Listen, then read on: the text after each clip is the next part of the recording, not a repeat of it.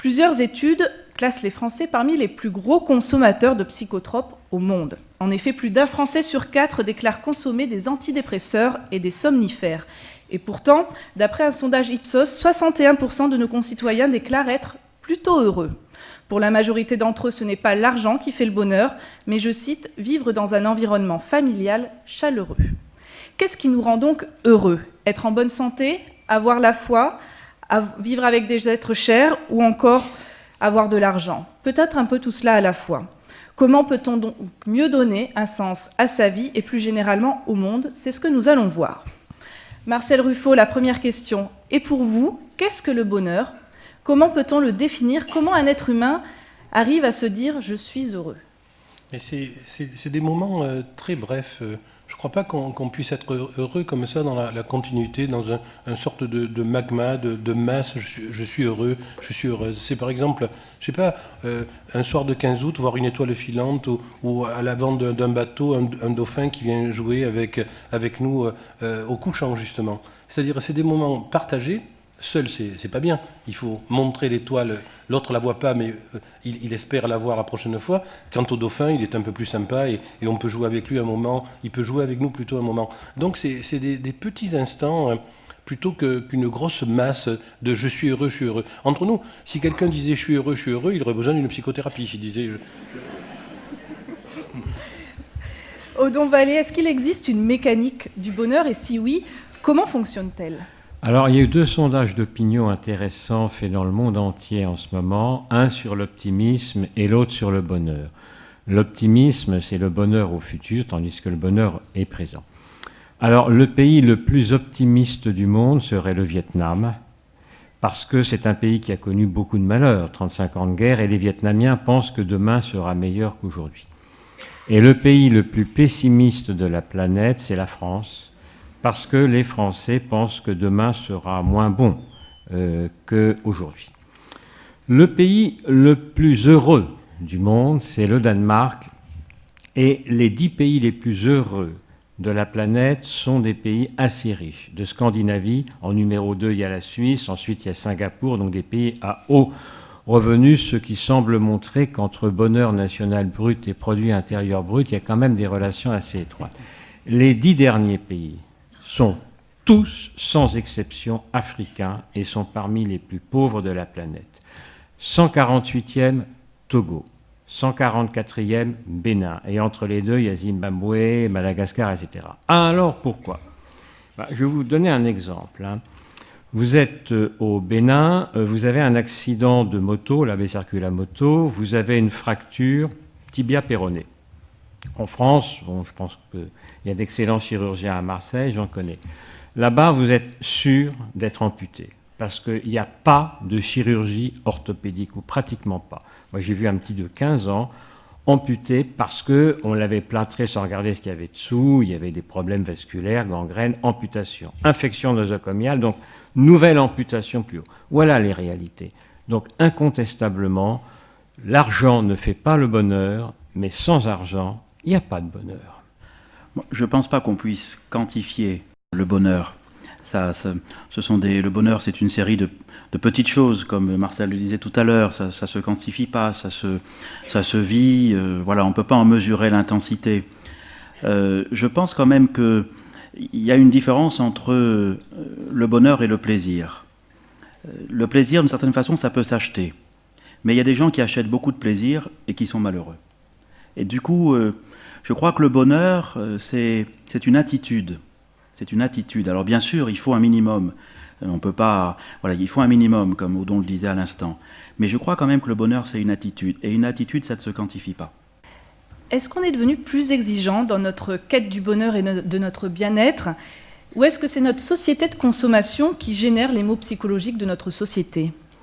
Je pense que c'est plutôt la deuxième hypothèse. Je pense que, étant venu donc du Vietnam, justement, originaire du Vietnam, société qui disons, moins développée que maintenant où je vis, où je suis aux États-Unis, je vois le contraste, vous voyez. Bon, bien sûr, l'Amérique, c'est une société de consommation, publicité tout le temps, presse, télévision, radio, enfin. Donc, il vous incite à avoir des désirs extérieur, disons. Vous voyez, concentrer, penser que le bonheur s'achète, justement, c'est l'argent de nouveau. Et je pense que donc c'est ça qui fait que les gens, justement dans les pays le plus développés, ont le plus de maux psychologiques, je pense. Sur les antidépresseurs, pour parler de ça, je crois qu'il y a un abus de possibilité de les prescrire. Je sais que je vais me mettre à dos l'ensemble de la corporation, mais je n'opère pas une hernie inguinale ou je n'ampute pas un accident de circulation. Je ne vois pas pourquoi, en médecine générale, on peut donner comme ça des antidépresseurs ou des neuroleptiques. Je vais vous donner un chiffre étonnant. Neuroleptiques, qui sont des médicaments pour les troubles graves. Pour les troubles graves psychiques, 91% des neuroleptiques sont prescrits par les généralistes. Je veux dire qu'il y a quelque chose. Alors évidemment, c'est une démarche qui peut paraître sévère, un peu de spécialiste, mais je crois aussi, pour balayer devant ma porte, dans l'ensemble des services hospitaliers français, les anorexiques, par exemple, sont tous aux antidépresseurs. Or, ce n'est pas les antidépresseurs qui améliorent ces 3 kilos. Le meilleur antidépresseur, c'est 3 kilos. Lorsqu'ils reprennent 3 kilos, on les voit sourire, réapparaître, et pourtant, de manière standard, systématique, antidépresseurs. Alors que les gens ne comprennent pas qu'on est déprimé quand on va mal, et ce n'est pas la dépression qui fait qu'on va mal. Vous voyez, c'est une démarche très très particulière. Alors, quant aux Français, je crois que Malraux avait raison, ce sont des Italiens tristes. Je crois que ce pays de la révolution, de l'universalisme, de la qualité, de l'école pour tous, chance incroyable par rapport à d'autres pays et d'autres États, on a peur de perdre parce qu'on a beaucoup. On a peur de perdre parce que peut-être par certains aspects on a trop. Odon Vallée, Jean-Marc Aveline, pourquoi notre société moderne crée-t-elle un cloisonnement comme ça entre les gens ? Ça vient probablement du fait aussi que notre société moderne est une société de masse finalement. L'individu, c'est la masse jusqu'au moment où on ne peut plus diviser. Voilà, on ne peut plus diviser. Mais un individu, c'est un ensemble d'une masse, mais là on ne peut pas diviser, donc on ne dira que c'est un individu. Mais au fond, c'est la masse qui est le centre de gravité. Et tout est fait d'ailleurs pour que nous ayons des comportements stéréotypés. Tout est fait par les médias, par la façon dont nous vivons, etc. Tout est fait pour que nous nous alignions sur ce que la masse doit faire. Et on nous donne l'illusion, par une série de choses, on peut choisir la couleur du toit de sa voiture, on peut, etc., etc. On nous donne l'illusion qu'on existe indépendamment.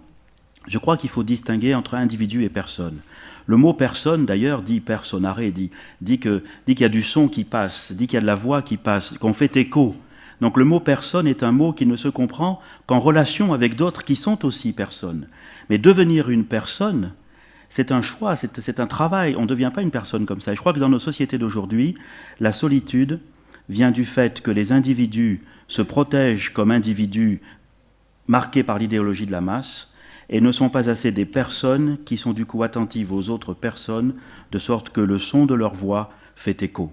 Je voulais parler un peu, donc réagir sur la notion de solitude, qui est contraire à tout ce qui nous enseigne. Bon, d'abord le bouddhisme, qui est donc le concept de l'interdépendance est très très très précieux. Hein. On est tous reliés les uns aux autres, et Bouddha a toujours dit que notre bonheur dépend du bonheur des autres. Donc il faut développer certainement le sentiment de la compassion. Mais plus encore, je pense que du point de vue d'un astrophysicien, je pense qu'on est tous liés ensemble. Nous sommes tous des poussières d'étoiles. Vous savez, les atomes que nous avons dans nos corps ont été fabriqués par les étoiles. Sans les étoiles, ils ne seront pas là. Donc les étoiles sont nos ancêtres. Nous partageons tous la même géologie cosmique. Nous sommes les frères des bêtes sauvages et les cousins de coquelicots des champs. Donc il y a vraiment cette interdépendance cosmique qui nous relie. Et donc, les frontières nationales, les murs qui nous séparent les appartements des autres, ce sont tous des choses que l'humain fait, mais ce n'est pas, en fait, construit dans l'histoire de la nature. Est-ce que parler du bonheur est le privilège des hommes ?